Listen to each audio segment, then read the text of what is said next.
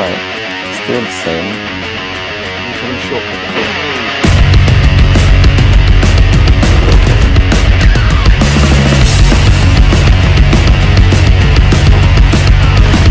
Bright for 9 o'clock, but basically it's already dark in the night. And what I want to talk is like this. So I usually using Fuji X-T3 and I usually using prime, and I always have very low aperture, and I'm kind of doubt if the aperture for this lens 2060 is good enough to make the field of depth effect.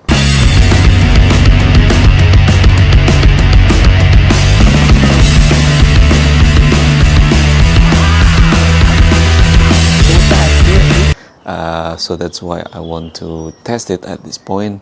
What do you think? Is it actually good or not when it's come to depth of field? Can you really see that the object is trying to isolate themselves from the background or not?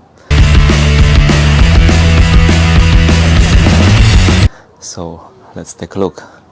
As you could see here from the back, you could see there is a building behind, and it's pretty, you know, they are separated.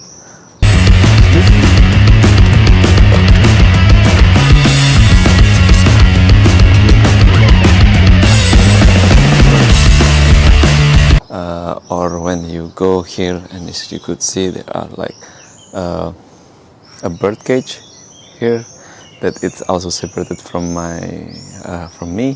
from my face.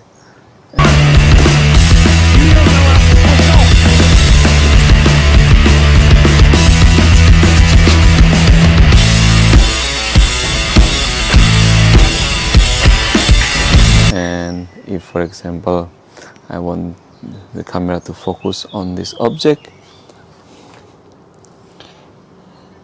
and it's become focus, okay, but then when I try to see myself again here and focusing on me, and it's good.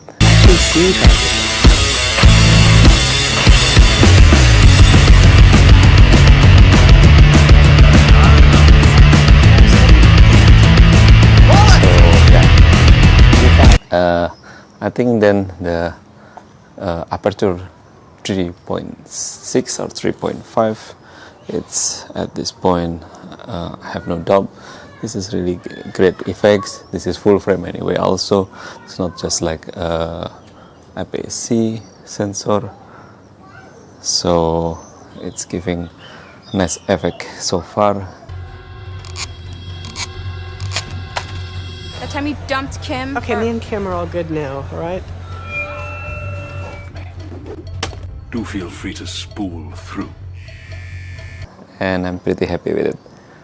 Cool. So the question, is it that bad? 2060 with aperture 3.5. I think you already know the answer. I think it's very decent and very nice. Maybe from this point, because the view is much better.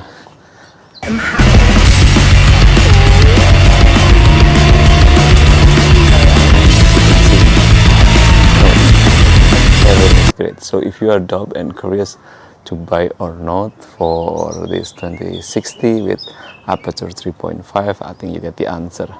If you really want to get Fuji S5 10-bit 4:2 directly decode in the camera, yeah, so you know what's the answer. Cool. Hopefully you enjoyed this video and hopefully it's useful. I'll see you later on different topic and project. Ciao. What's it?